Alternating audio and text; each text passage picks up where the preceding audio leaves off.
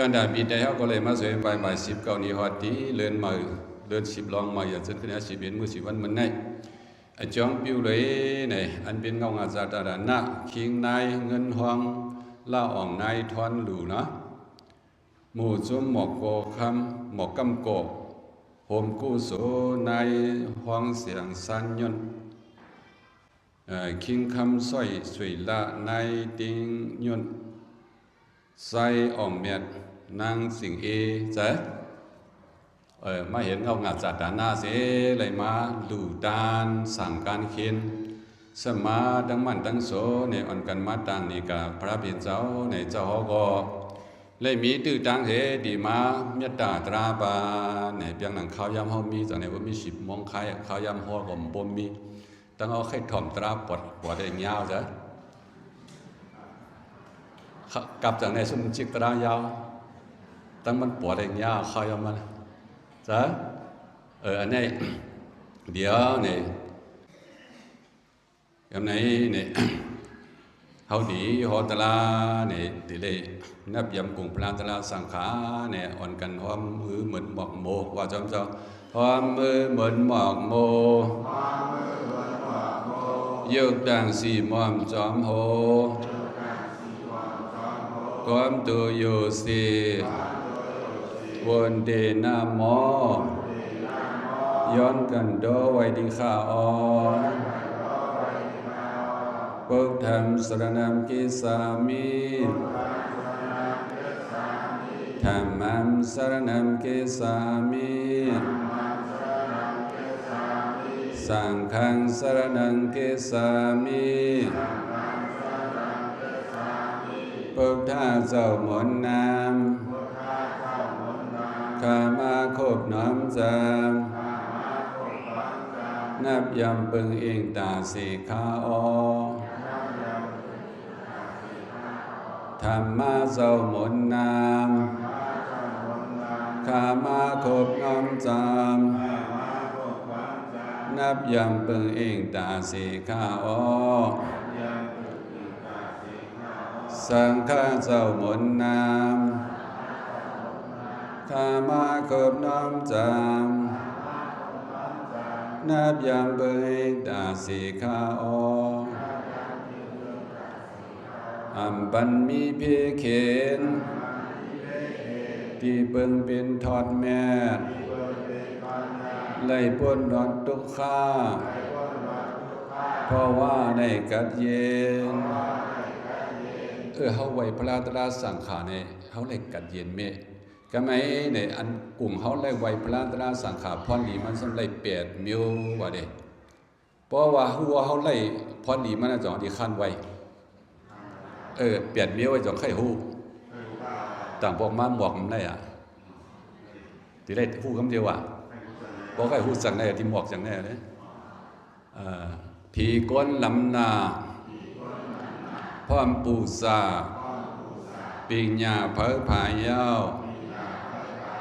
ผีก้นลำนาพร้อมปูซาปิญญาเผยผายยาวอ่อนว่าด้วย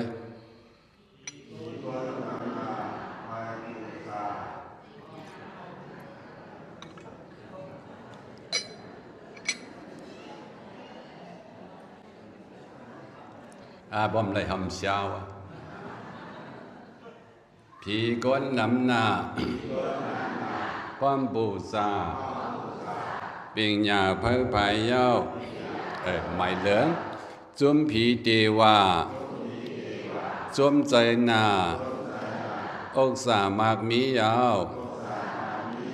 จุมผีเทวาจุมใจนาอกสามากมียาวว่าด้วย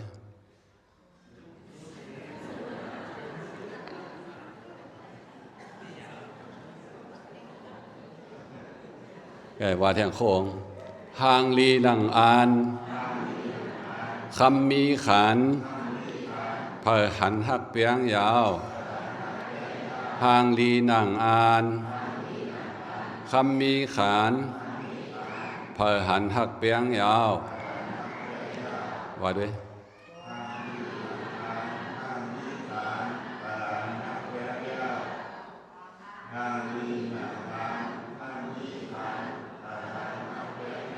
หลายได้ทำวางง่ายวะก็เพื่อเขาเจียกคำนะโอ้ยลีเกิมนาจือลือว่าไล่กากูจาดยาวโอ้ยลีเกิมนาจือลือว่าไล่กากูจาดยาวนั่งไหนเปียทาพรผ้าลาตาก็เปิงเองยาวนั่งไหนเปียทาพรผ้าลาตาก็เปิงเองยาวสาเพราะเป็นในจองเขาขั้นไว้อาจองเขาไว้พลาเขาไล่ตันในมันดีขั้นอะไรเยอะชิ้นเขาไล่เขาอยู่อยู่วันไหลไว้ไหลปอกอย่างตันข้ามังกาสวนกาลาเพราะมันไวกว่าห้ามหยาบซะเหลียวในมือเจ้าก็มีตื่นตาในดีมันเมียตาตราป้าในจอมหนังเจ้าเขาก็ตีผึกห่อเลยว่าขิงได้เขาก็ผึกถ่อมจำจ้ะเจ้าเขาก็ห่อเมื่อเราฝึกเมือนไว้ยังกัดcáiขิงได้เขาก็ฝึกถ่อมนะโหโคตรละเจ้าเลือกมาว่าสังกาดโดเลยว่าต้องอย่าว่าต้องไงเพราะว่ากาดลงเลยอายุเขาพอหันกันแล้วกัดมันเบี้ยงเขาจ้ะก็ไม่เอามาตุยแล้วกาดเนี่ยเป็นขายสังขายตั้งกินตั้งแย้มเขากาดปางเงินหน่อยเนี่ยเข้ากาดซื้อฝักเฉียวจอมหนังเขาเหมือนว่าไล่เขาโลเฮดในตาโกนเงินเขาไม่ได้จินดีในม้วนเพราะเขาซื้อหลายเพราะเขาซื้อถุงว่าเขาสำรวจซื้อป้าถูกฟูเฟือกอะไรว่าออโตเมติวนอ่ะจ๊ะอะไรมันใหม่กันนะจำจ๊ะเพราะเขาซื้อหลายเขาหลุดซื้อร้านเพราะเขาซื้อหลายนั่นเป็นก็ไม่หมักเจ๊สังเจ๊อะไรนั่งคือเขาพอดีได้จินดีในวนเขาเข้ากัดเพราะเขาหมอวนว่าอันในตากวนเฮิร์นเขาเพราะจินดีในเขาดีได้วนนั่นเป็นกู้โซ่จ๊ะเพราะว่าเข้ากัดก็หลายก็ไข่กินในกัดซื้อก็ไม่กินทั้งโลฟ้าหลายสมันเป็นกู้โซ่แล้วเพราะกู้สวยเพราะหมูเอาเข้ากาตั้งไรกู้สูว่าเขาต้มผักก็ตั้งไรกู้สูอะไรเขาขายเข้าเส้นเข้าซอยก็อันเปิ้นมาจีนเนี่ยอย่าไปใครเงินเปิ้นเลยมาเปิ้นตั้นต้มตั้นหงไอ้เปิ้นมาจีนในการงานในเขาก็โจมาในก็เป็นกู้สูขายดีๆวันนี้จำจ้ะว่าเป็นเจ้เนี่ยเขาทิ้งไรจังเนี่ยเขาทิ้งไรล้อผ้าเขาจำจ้ะอันนี้เนี่ยก็ไม่เหลือสีหน้าเนี่ยเพราะว่าลองกินลองเยี่ยมเขาเตรียมทุนสมัครซื้อทางเที่ยงเป็นขายสังเที่ยงแล้วกัดมันเบี้ยงขายเที่ยงโคมาจ้ะก็เหลียวซื้อหลายว่าเป็นป้อยมากก็เหลียวซื้อหลายก็เหลียวลุงหลายหันว่าตุ๋ยกันนะสูเจมเสื้อวามวะหมอกกำกัวว่าตุ๋ยกันเมื่อเป็นสีสังกรมหัวเนี่ยเขาว่นน่ะอันนี้เนี่ยก็ไม่เคยดื้อในแล้วกาดไหนเนี่ยห้องว่ากาดล้อจีอันเจ้าที่มาเมียตามมือแรกจำเป็นกาดนิกปานจ้ะกาดกาดนิกปานเนี่ยมีเมืองกวนก็ยังจ้ะเพราะเหตุป่วยมาไทยเขาเหมียดกาดนิกปานอันนี้เขามาเหตุกาดนิกปานในสีหนาวในอย่าเขาอันกันมาเหตุกวนมาจินมันก็เขาโจมมาโจมจินมันโจมจินเขาโจมจินโจมจินมันโจมเฮียงโจมจินเนี่ยเขาไม่ออกเลยนะในเขาโจมจินที่ได้ในเป็นมีสิทธิ์เขามาโจมจินเป็นปีที่ผมโจมเด็ดกู้สู่หลังเขาไล่เขาหมัวเอาหรือหมัวเอากู้สู่ไรจำได้อันนี้ไหนเจ้าที่มาใครเลยการนิกป่าในการสังสระการนิกป่านการพระในการศาสนาการพระเป็นเจ้าการสังการพระเป็นเจ้าเพราะเปิดว่าศาสนาสุเป็นสังเป็นกาดหลงว่าเจ้าเพราะเป็นเจ้าแล้วกาดเขาไว้เขาติดไล่สางไหนเหมือนหนังเขามาเมื่อเขามาไหลไหนเขามาซื้อไล่เจ้าเขามาหลู่สั่งการมาดังนี้ก็จะเขามาซื้อไล่ก้อยกาเนี่ยมีเข้ากาดเลยมันปางเงินในติดไล่ไล่เขาป้ามาว่ะชิงเขาป้ามาว่ะที่มาซื้อหลายป้าว่ะเข้ากัดพระเมื่อป้าว่าเงินเข้ากัดหลายสำรวจมีมังปากอันเอิงมังสองปากมังเอิงมังสัง มังสองปากป้องกันเคิงเขาเข้ากัดพระเป็นเจ้าในดีเลยมีเงิน3 ปากว่ามังปากมังเอิงมัง2 ปากมังเอิงป้องกันเป็น3 ปากไล่เขาชิงเขามัวอยู่ดีเฮินป้อจ่ายตาปากเอิงจ่ายไม่จ่ายป้องว่าเห็นว่าไม่เลยเนี่ยอันเฮาดีมาจ่ายเมื่อเนี่ยเมื่อวานไม่เรื่องเป็นปากเอิงอ๋อหมู่พวกไม้เนี่ยเจ้าเสียเฮาดีรู้ถึงจริงรู้สั่งการเขาดีการรู้หลังเราเขาต่างดีกันซะเขาดีการเหตุถือเนี่ยแล้วจะวนอ่ะ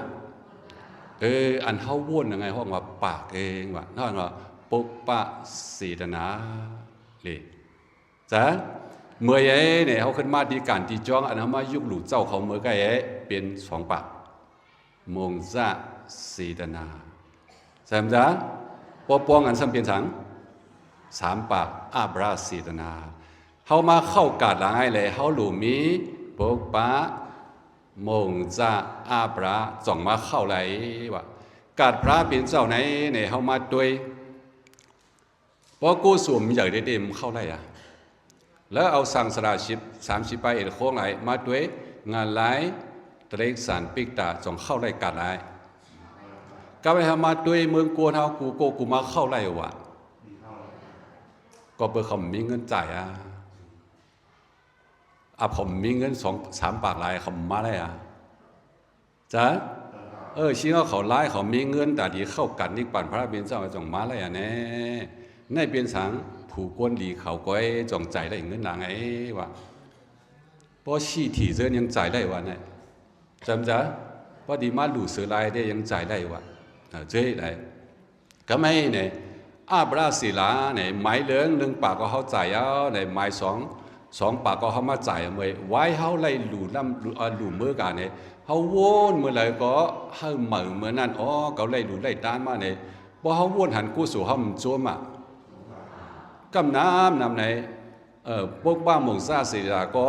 ห้ามบ่ฮู้ไล่เขามงซาเนี่ยก็ห้ามฮู้อาบลาเนี่ยห้ามจังหมอนลู่ว่ามันลู่เนี่ยจัดติมาเขากับเป็นกวนก่อนเตรียมโทนว่า3 อันนี้มันหลวงเตรียมทวนเพราะมันเตรียมทวนในเพราะว่าเขาเตรียมมือเกิดมาโดดตายมันเตรียมทวนมาเลยอันนี้ก็เขาหลวงหัวเขาหยุ่มยำกามซะจำจ้ะเขาหยุ่มยำกามเพราะว่าเขาหลวงเนี่ยตั้งหลุตั้งสื่อลายเนี่ยมันกับปันสางเนี่ยจัดติมาเนี่ยมันกับปันตั้งหยับเผยเด็ดบางเจ้าเมื่อเขาอยู่แล้วโหมดตั้งเมียการรู้มาซ้ำสื่อลายเนาะเขาย่ำบ่มเมียมนัดซื้อนะเมื่อตั้งเป็นปานข่อยเขากันหลู่มาตั้งกงด้วย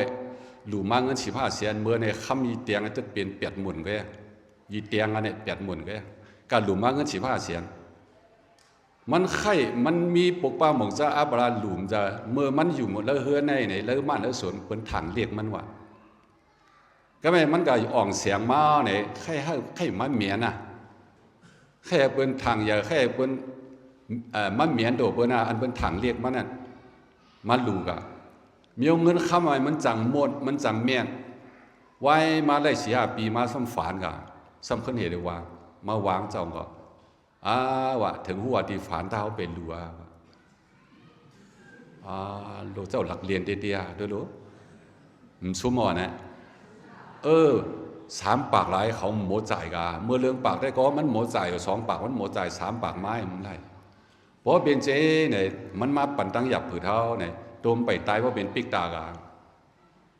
เพราะเขาดูโคของเขาขึ้นเสือลายเนี่ยร้อนกว่ามันหลับเพราะเขาจะจับเมี่ยงไอ้ร้อนหลับเป็นอันนี้ร้อนหลับไปมันสถานการณ์มีลำที่เตะนะสถานการณ์มีลำที่เตะก็ไม่เขาที่มาใครอันหนึ่งหลังประตูมุตลาเนี่ยมันมือมันผาหน้าเนี่ยมันไล่หลู่สั่งกันจุ่มมึงเอาไล่หลู่เพียนผ้าปันเจ้ายาหันตาเผือเนิงเนี่ยมันย้อนสู้ตั้งหมอกโมอันหนึ่งเพียนเอาเลยตั้งหมอกโมวายมาถ้ามันบ่ไล่เพียนมาหลายเลยมันก็เห็นค่าเบิ้น3 ปีมึงกล้าภาพป้ายไหนนะเพราะว่าถึงชิงมาเปิ้นเอาป้ายกันหลีป้อยเนี่ยมันก็ขอยเปิ้นมาย้อนย้อนเมเขาก็ไม่เมยิง สาวก็เขาเป็นก้นฝานเขาดำซื้อได้ผ้าเพพอมาใครผ้าเพมันก็เห็ดค่าเปิ้นนะเนี่ยก็เปิ้นมันใครผ้าเพมันคำกับเห็ดเปิ้นในเห็ดค่าเปิ้นใน3 ปีถึงที่วันได้ผ้าเพนั่นมาเนี่ยมันมาแล้วไหมตีลุงกับเลี้ยอุ้มเมเขาเลยสมีเจ้าอย่าหันป้าไหนเป็นปานเจ้าพระเป็นเจ้ากัสปาเขาก็ไม่เจ้าอย่าหันป้าเนี่ยมันเมื่อมันมาจอมตางไอ้ก้นจูนเจสมาหิมเอาสั่งการมันกับว่าหิมเอาสั่งการกับมันในลุงสั่งการมาเนี่ยลูกอ่อนยิงกล้วยก็ไม่มันหรอกมาหันเจ้าอย่าหันเนี่ยอ๋อเนี่ยเจ้าอย่าหันเนี่ยมีสั่งการให้ไปสั่งตัวเนี่ยว่าก็เปื้อกำได้หลูได้ตานมาเกาจัดได้สองเป็นก้นฝานก็บ่ได้เห็ดข้าเปิ้นหลังไอ้ฮะเหมือนเป็นกู้สู่เกาตีหลูได้ตั้งก็เอาหมอกหมูมาแล้วหลอกไอ้มาหลูปันเจ้าอย่าหันเจ้าอย่าหันไหนมันเป็นเจ้าปิสีกับพวกตานะอันนี้นะก็ไม่เอาไหนเหตุเจ้าไหนมันจ่องย้อนสู้จัดเลยเสียมว่าอันเกาข้าไล่หลูหมอกโมตั้งผ้าหลังไอ้เนี่ยถ้าเกาข้าเป็นก้นใจเลยกอลีพอเกาไปตั้งกาเนี่ยถ้าหมอกโมออกมาห้องฝากตีนเกาเลยว่าตันได้จังว่ากู้สู่อะไรเขาย้อนสู้สังไรจังว่าเลิกกาดอะไรเขาใครซื้อสังคนไล่ปวงก็ไหมเขาใครฮังลีก็ซื้อไรเขาใครมักมีก็ซื้อไรเขาใครอาสากยาวก็ซื้อไรแล้วเขาใครถึงเมืองสาวไหนก็ซื้อไรกำเลื่อนสุดใครถึงในป่านทั้งซื้อไรเลิกกาดพระบินเจ้าไหนเนี่ยเขาหลูมีไปโว่เนี่ยซื้อไว้ว่าจำจ้ะปวงก็ไหมอ๋ออันนี้จังว่าศรัทธาอะไรปิ่งใหญ่เขาหลุดด้วยกันนะศรัทธาในเป็นเงินปิ่งใหญ่ในเขาหลุดโมซื้อก็ไม่เนี่ยไว้มันตายกับไอ้กุศลมันมือจ่ามือผีก็ไม่มันขึ้นลงมาเนี่ยมันมาก็เบอมือมันไล่หลุมหมอกมวนไว้เจ้ายาฮานในกากำเนี่ยมันขึ้นว่าอ๋อเจ้ายาฮานเขาไว้ซ้ำโหลเลยเอาพิสีกับพวกดาบเจ้ายาฮานเขาซ้ำหลุมหมอกโมโยเนี่ยขึ้นเดียนก็เอากำมาก็เอาเลิกสปิดเจ้ายาเนี่ยเจ้าเดมตักสินเนาะก็ไม่เห็นเจนะเนี่ยกะมันทำขึ้นวนมาก็บ่ไล่ลูกก็อย่างก็สมควรก็เอาไม้อย่างนะเนี่ยขึ้นเดียนก็ฮักไล่เขามิมเมียใจแม่เขาถัดสร้างเขาผังมันน่ะลองรวยไปเสือลายเพราะเสือลายมันดีปันพี่ขีดเขาเห็นเจนะเนี่ยมันมือมันมาเปลี่ยนกวนมันมาเกิดยังไงอะไรเกิดแล้วลงหมอกมัวตีสันติแล้วหมอกมัวก็ไม่ในสมิมจ้องยาซีเนี่ยเจ้ายาซีส่งก็เอามาลืมไล่มันเยอะมาเปลี่ยนสาวมาก็ไม่ขอนเอาค้ำเขาหันเนี่ยก็มาเอากับเห็ดล้างเพราะมันไปกับได้เป็นหมอกโมคำ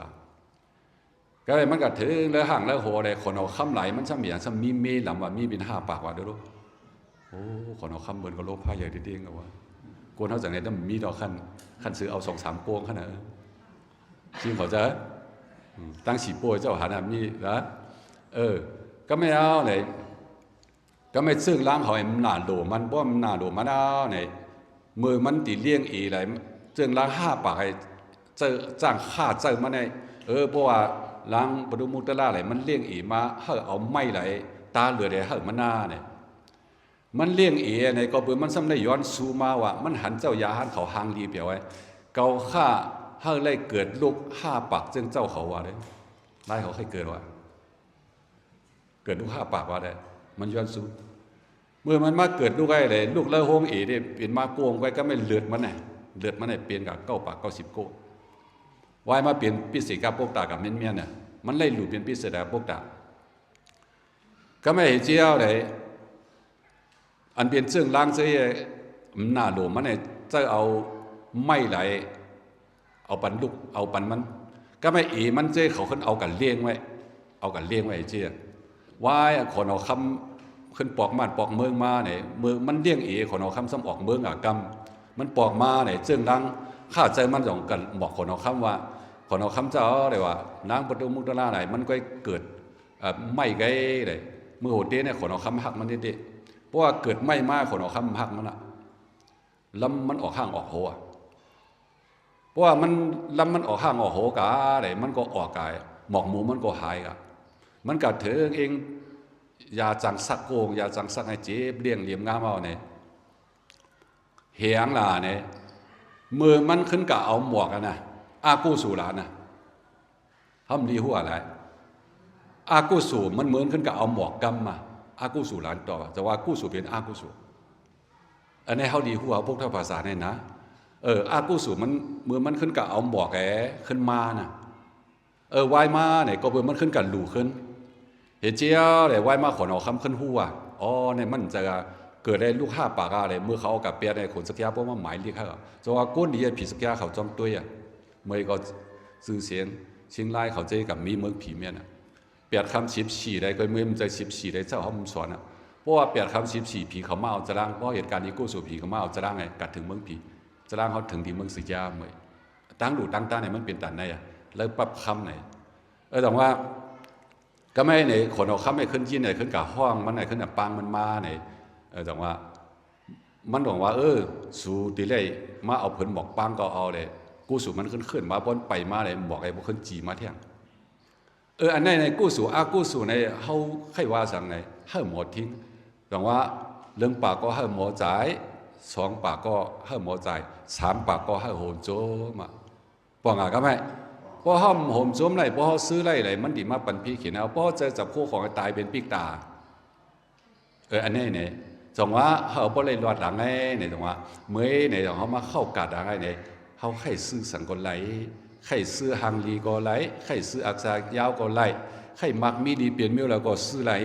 เปลี่ยนผูก้นดีก็ซื้อไหลจำจ้าก็ไม่เขามาใครได้ไหลเมื่อเจ้าสาวห้องเขาเจมาอย่างห้องเขามาเข้ากาดอะจำจ้าเจ้าสาวห้องเขามาอย่างมาเข้ากาดมาซื้อมักมีมาซื้อฮางลีมาซื้ออาศักยาวมาซื้อหลักมาตาหอดเมืองผีเมืองสังตาหอดนิ่งปานตานะศีละวิปัสสนาจำจ้าแล้วกัดพระเป็นเจ้าขายหลังละตานะศีละสมถะวิปัสสนาขาย4 เมียวกามาวาสระหรือว่าวาสระหรือว่าวาสระโลกุตระขาย4 เมียวเผยมีหยันเมียวเราซื้อเมื่อได้มาซื้อได้ลำอ่ะจ้ะอันทำมาหลุดสั่งการก็เขาซื้อได้8 เมียวว่ะนะที่มาใครสั่งการอีกเด้อเขาก็ย้ำถมมากูปีกำในพรดีเขาเลยหลุดสั่งการเนี่ยเขาเลยจอยมันเจ้าเขา5 เมียวจำจ้ะกำในเขาซ้ำได้5 เมียวเนี่ยอันเขาเลย5 เมียวไว้เนี่ยทางห้างไล่กาศักษาลมใจโคมาเหลืองมากอ่ำยักตั้งกีนว่ะเขียนอ่ำย่าไล่หลอดไม่ว่ะนะอันเขาเลย5 เมียวหลังไอ้เนี่ยเขาเหมือนอย่างว่าเขาออกตาออกตั้งกะไหนก็มีรองอันข้างสั่งไล่ตั้มใจมีพิขินสั่งทางห้างไล่กาศักษาลมใจอันเขาโลเหตุล่าการล่าของสังก็มันหลักใจว่าไล่เหตุกับเมาว่ะทางห้างไล่กาศักษาลมใจโคมังเลิงมากว่ะก็ไม่เพียงดังเขาก็เพื่อเขาไล่หลู่สั่งการบรรเจ้าเขาเนี่ยเพราะว่าเขามาเปลี่ยนกวนโคมังอันใดออกอันตั้งก็เขาไล่หลู่เขาไล่ลุงอันตั้งเปลี่ยนยาวว่ะนี่เปลี่ยนเชี่ยกูสวยก็ไม่อ่ำยาตั้งกินว่าเหมือนดังว่าเขากับกินยามันมีกว้างมีสั่งเนี่ยอันนี้สิสั่งการอันเขาไล่หลู่ในโดดถึงเขาตั้ง5 เรือนเนี่ยถ้ามันเป็นกว้างเป็นง่วนว่ะมันยากอะไรอันเขาไล่ในเปลี่ยนสิทธิกาเขาไล่ก็ไม่ในโคของเขาในตกล่ำก็ไหลตกไผ่ก็ไม่ว่ะอันนี้เขาก็มือเขามาหลู่เขาดีย้อนซัวก็เปลี่ยนก้นจัดอะไรก็รีพอนรีอันก็ไล่หลู่ไอ้เนี่ยพวกก็ไข่ปันในเผาก็อย่าเอาไล่ตกล่ำก็เขาไหลตกไผ่ก็อย่าไม่เขาดีย้อนซัวเพราะเปิดเอาโคเขากะอะไรก็เพื่อเขาย้อนซูมาหลายเพราะเปิดเหรียญเขากะก็เพื่อเขาย่ำย้อนซูมาหลายนี่กูสวยแล้วกัดอะไรเขาย้อนให้กุมโยมันยากแต่ว่าอันเขาหลู่ในซ้ำในเที่ยงเปียดเมียวว่าตั้งหางลีเปียดเมียวว่าจอมเจ้าหางลีเหมือนสีข้ามอ่ำทุกน้ำไข้คอเงาตัวโปออกมาอุมนอาใหญ่กลางทางหางไล่อยู่เศร้าโคไก่จำโคมาลุงโคจ่ามีขันพรลีปันเปียดอ่านแต่ว่าเมื่อไหร่เขามารู้ในเขามาจ่ายเขามาเข้ากาดเนี่ยเพราะว่าปอกมือกับเขาซื้อเลยสั่งในขึ้นวนด้วยแล้วใจเขาจำจ้ะพอวนด้วยแล้วใจเขาเนี่ยเมื่อเขาเลยกับเข้ากาดได้เนี่ยขัดพระเปลี่ยนเจ้าเขาเลยสั่งมาเนี่ยเพราะเขาวนมาแล้วก็ใจเขาป่างเมืองจำจ้ะสั่งในเขาเปลี่ยนว่าโลภะขึ้นถัดจากมันเปลี่ยนเนาะโตซาเปลี่ยนว่าโมหะเปลี่ยนว่ากอบสั่งเปลี่ยน อันกูเจ้าอยู่เจ้าให้เดี๋ยวอยู่โป๊ะออกมือได้เจ้าเมาเตาวันนั้นล่ะจ้ะเขาเดี๋ยวเลยทิ้งข้างขวางวันน่ะอันนี้อย่างว่าเลี้ยวในเขายามกดเตรียมกับเจ้าไข่โหเที่ยงก็ไหลพดเตรียมมานะเจ้าได้ไข่โหเที่ยงลำเตี้ยเลี้ยวเนาะก็ไม่ในโป๊ะถึงป่นกับกลมจ้าในว่าจอมเจ้าโหตละ30มันเลดลำหยาดหยอดเป็นเม็ดปอหอหึงป่นกาก้นถ่อมมันข้างลาต่างปอกมาอ่ำปังแทงยาวเจ้าปานายเจ้าสุธรรมาอ่ำปังแทงเอาวันนี้30มันเรียนดีๆล่ะจำจ้ะเดี๋ยวเนี่ยอย่าไปลงไปลืมต้องกึมเสียแล้วเหมือนกันวันไหนปีจีเขาอันไหนมันดูในคุณสุมันอะไรเต็มตัวเก่ากูเบากูปานอะไรกันดองทุกข้าดังใจอย่าไรมีดังนี้อย่าใส่เสียงเจอเปิดเสียงงามย้ำมาเลยมีคำนำอย่างเงินจีเหมือนเดิมเย่พี่สั่งอย่าอะไรหูดังรวยไกลๆจะมือไปมือกับมือมามือขี่รถขี่กังเลยสั่งแกอันเดมันกันกังอะไรสั่งนั่งเราจะได้เพียงหนังกังใจปีจีกับบุญเลี้ยงของมีมาเลยเที่ยวเตรียมตุนมุนจะลีงามสีขาวอันเปลี่ยนทำโลกกตราในก็หาสู่เจ้าคนขันเพอสีกำริดานอ